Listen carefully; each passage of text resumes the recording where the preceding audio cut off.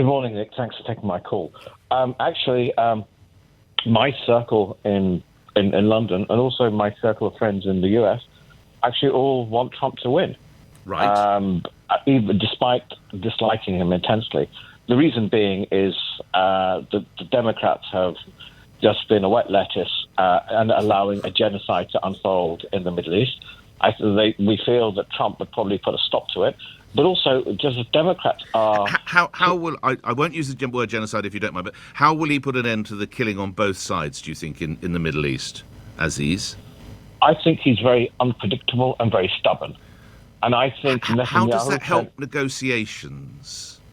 Well, the thing is, this is what I feel, that Netanyahu will keep on doing what he's got to do, and he can ignore America or the leaders. But with Trump... You can't really ignore him because you don't know what he's going to do next. He's so unpredictable. And Is that a good thing, though? You're not the first person who said that. I think yesterday or Monday some callers were saying that. I mean, if ever you're in negotiations to, I don't know, buy a house or, sadly, perhaps arrange a divorce, unpredictability and stubbornness, I don't know, are those great assets?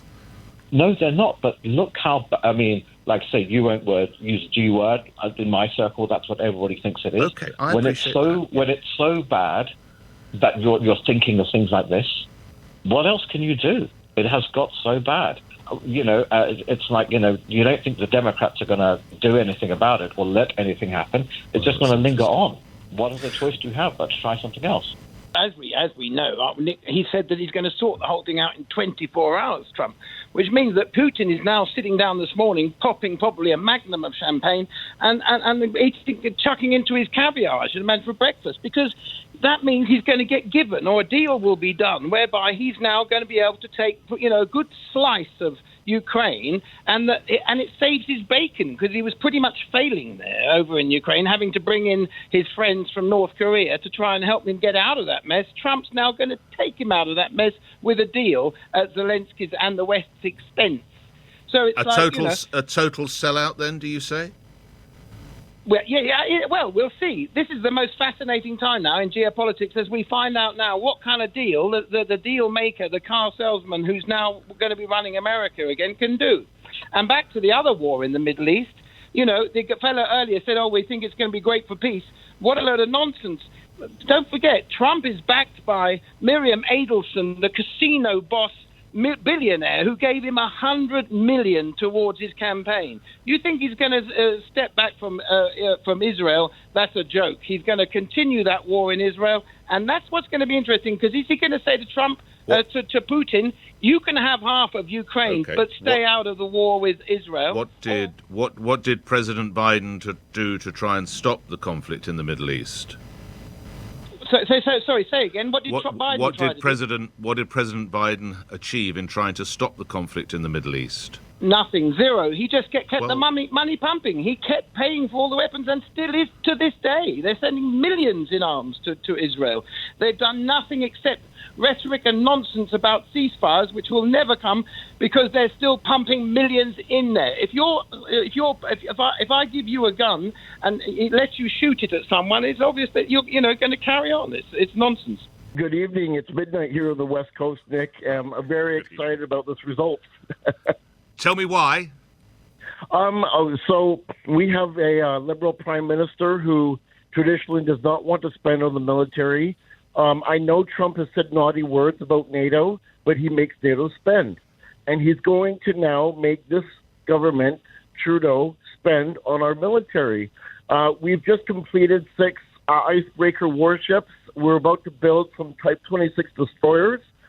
But, we've got a battle in the Red Sea happening.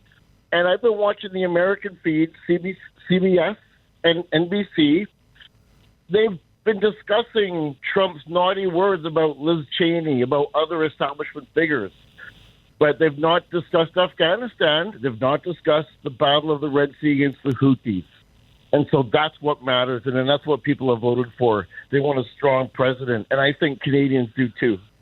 Lastly, Aaron, I'm a British guy speaking to you from the United States to a guy in Canada. Has the world become a safer place or less safe? I think it's been a bit more of an honest place. Yeah, I think this is kind of that, where she just, from my just from what I've been reading and the podcasts I've listened to and all that, I think it's just like not having clear policies outlined.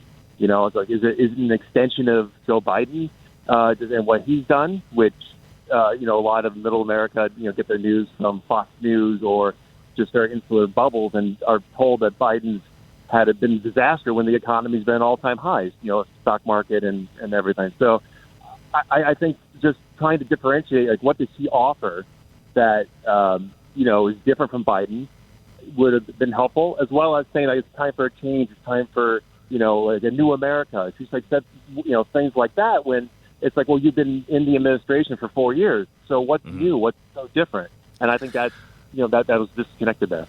Lastly, assuming you do see it as your homeland, how do you see your homeland this morning? I think it's just going to be the same, very similar to 2016. I was living there in 2016, and I lived in New York at the time, and it was just like it was just awful. Like, it was a terrible day. Like, everybody, you're in the subway, and like no one there, no fights, no, people yelling at each other in the subway for once. Everyone is very just like melancholy. I mean, I went to work and went to my office mate, and I went to a movie at 2:00 in the afternoon just because we had to take our mind off it.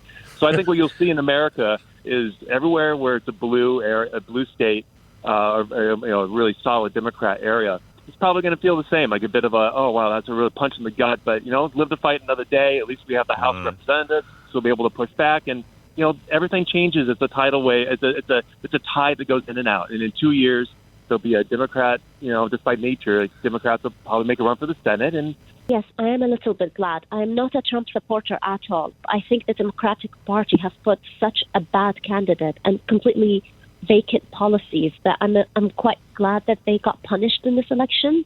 So I've come to this election with the Gaza issue being my central issue because I have friends there. I have friends in Michigan who said they would absolutely not vote for the Democratic Party.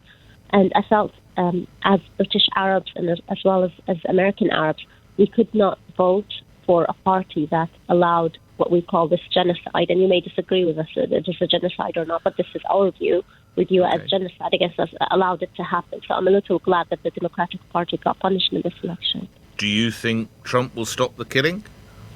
I don't think so, but I think it will trigger a movement on the left that puts the injustice that Palestinians and Arabs at large go through at the center of their policies at the next election cycle. There's no point that things should remain the same. It's not good for anyone. It's not good for the Israelis or the Palestinians or the Arabs at large.